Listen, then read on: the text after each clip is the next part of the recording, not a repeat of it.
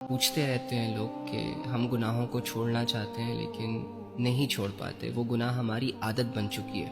اگر آپ واقعی میں اپنے گناہوں کو چھوڑنا چاہتے ہیں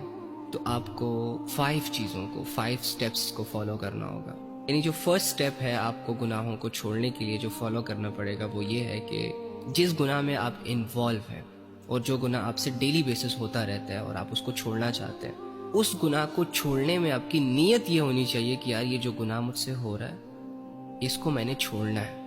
کیوں چھوڑنا ہے؟ کیونکہ اس میں اللہ کی نافرمانی چھپی ہے اور میں اس دنیا میں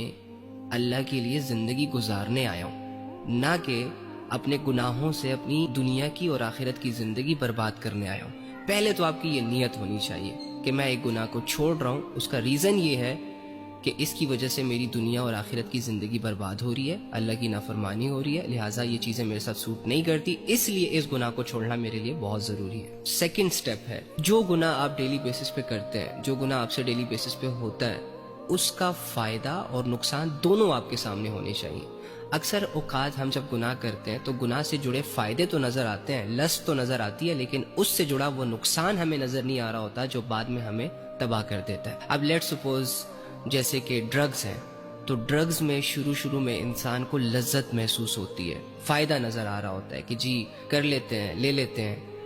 جس کی وجہ سے تھوڑا سکون فیل ہوگا۔ اب وہ ڈرگز میں اسے سکون تو نظر آ رہا ہے، لیکن وہی ڈرگز اور ڈیلی بیسس پہ اس کی ڈوز جو وہ لیتا ہے، اس ڈرگ سے جو اس کی زندگی برباد ہو جاتی ہے بعد میں، وہ ایکچولی میں نظر نہیں آ رہا ہوتا۔ اسی طرح انسان ہر گناہ کے تھوڑے سے فائدے کو سامنے رکھ کر گناہ کرتا ہے، تھوڑی سی لذت کو سامنے رکھ کر، تھوڑی سی لذت کو سوچ کر وہ گناہ کر گزرتا ہے، وہ بار بار کرتا چلا جاتا ہے، اور بار بار کرنے کی وجہ سے وہ گناہ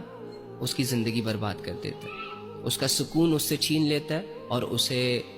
در بدر کی ٹھوکریں کھانی پڑتی ہے۔ پھر ہر بندہ ڈیفرنٹ گناہوں میں انوالو ہے، میرا ایک الگ گناہ ہوگا تو آپ کا ایک الگ گناہ ہوگا، میرے اپنے گناہوں سے میری زندگی برباد ہو رہی ہوگی اور آپ کے اپنے گناہ سے آپ کی زندگی برباد ہو رہی ہوگی۔ سو جس گناہ میں آپ انوالو ہیں اس گناہ کا نقصان آپ کی نظروں کے سامنے ہونا چاہیے۔ جب بھی اس گناہ کا موقع آئے تو آپ نے فوراً سے ان نقصانات کو سوچنا ہے اور ہر ممکن یہ کوشش کرنی ہے کہ آپ